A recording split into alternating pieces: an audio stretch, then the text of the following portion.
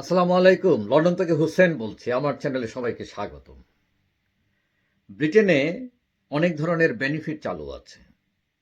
বিশেষ করে এই যে অর্থনৈতিক মন্দার সময় বেনিফিটটা একটা ইম্পর্টেন্ট ইস্যু হয়ে দাঁড়িয়েছে। এখন কথা হচ্ছে যে কনজারভেটিভ পার্টি এতদিন বেনিফিট সিস্টেমকে যেভাবে রেখেছিল, লেবার গভর্নমেন্ট তারা নির্বাচনের আগে বলেছে তারা যখন ক্ষমতায় আসবে তখন এই বেনিফিট সিস্টেমকে তারা বদলাবে।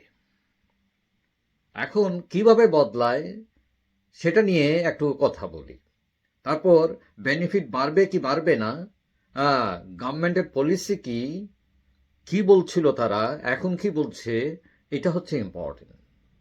ইউনিভার্সাল ক্রেডিটে অলরেডি জুন মাসে 470 পাউন্ড বাড়ানো হয়েছে।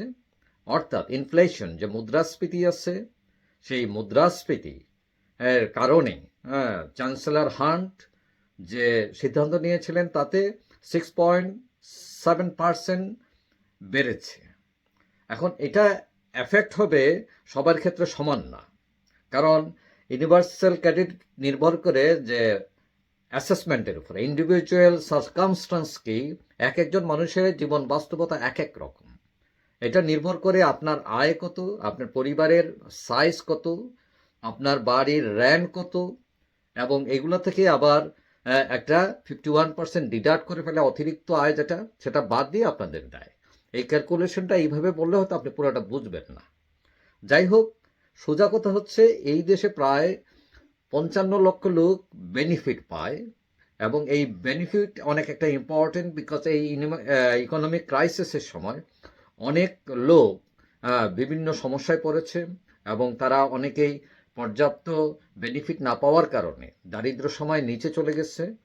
তো এখন কথা হচ্ছে এই সরকার এসে কোনো এই যে বাড়তি কোনো লিভিং কস্ট দেয় কিনা, অ্যাডিশনাল সাপোর্ট দেয় কিনা, এটা এখনো কোনো সিদ্ধান্ত হয় নাই। তবে আশা করা যায় লেবার গভর্নমেন্ট এই যে দ্রব্যমূল্যের অর্ধগতির কারণে হয়তো আরেকটা সিদ্ধান্ত নেবে যে ইউনিভার্সাল ক্রেডিট বাড়াইতে পারে। এখন কথা হচ্ছে এই যে ইউনিভার্সাল ক্রেডিট আগে 2017-তে লেবার পার্টির নেতা করবিন তিনি ডিক্লেয়ার দিয়েছিলেন যে ইউনিভার্সাল ক্রেডিট তিনি বন্ধ করে দেবেন।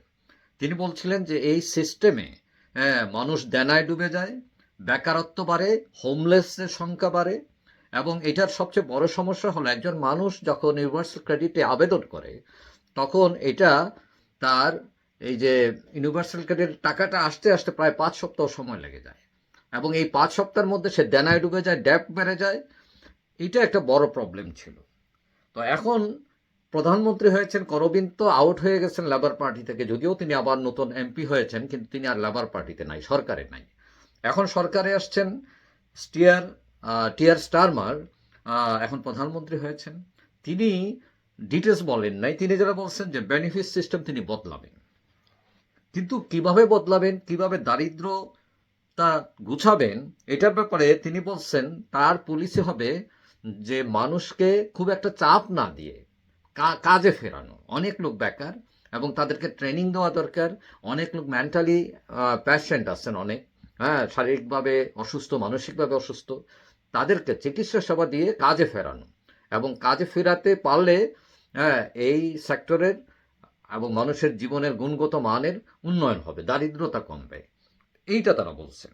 এখন দেখার বিষয় যে ইউনিভার্সাল ক্রেডিট যে স্টারমারের যে পূর্ববর্তী নেতা করবিন যে ঘোষণা দিয়েছিলেন যে ইউনিভার্সাল ক্রেডিট বন্ধ করে দেবেন তিনি, এখন তিনি তার পূর্বসূরির এই কনসেপ্ট গ্রহণ করেন কিনা এটা সময়ের ব্যাপার। তবে বোঝা যাচ্ছে তিনি সেটা বাতিল নাও করতে পারেন, তবে রিফর্ম করবেন এটা অনেকটা নিশ্চিত।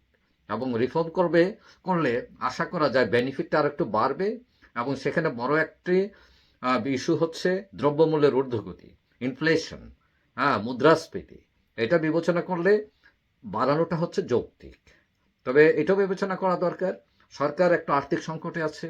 তারা বলছে যে গত 14 বছর যে কনজারভেটিভ সরকার অর্থনৈতিক যে মেরুদণ্ড ভেঙে দিয়েছে তারা, এবং তারা এই সরকারের একটা বিশৃঙ্খলা তৈরি হয়েছে অর্থনৈতিক ক্ষেত্রে, এইটা ফিরিয়ে এনে বেনিফিট বাড়ানো, বাজেট বাড়ানো হয়তো একটু সময় লাগবে, কিন্তু আশা করা যায় এই বেনিফিট সিস্টেমটাতে তারা ডেভেলপ করবে। কারণ এই সিস্টেমটা ডেভেলপ করেছিল লেবার গভর্নমেন্টেই, লেবারেই এটার উদ্যোক্তা। তো আশা করা যায় এটার ব্যাপারে তারা খারাপ কিছু করবে না। এবং বর্তমান যে প্রধানমন্ত্রী আছেন, তিনি একসময় মানবাধিকার আইনজীবীও ছিলেন, মানবিক ব্যাপারে তার রেকর্ড আছে ভালো।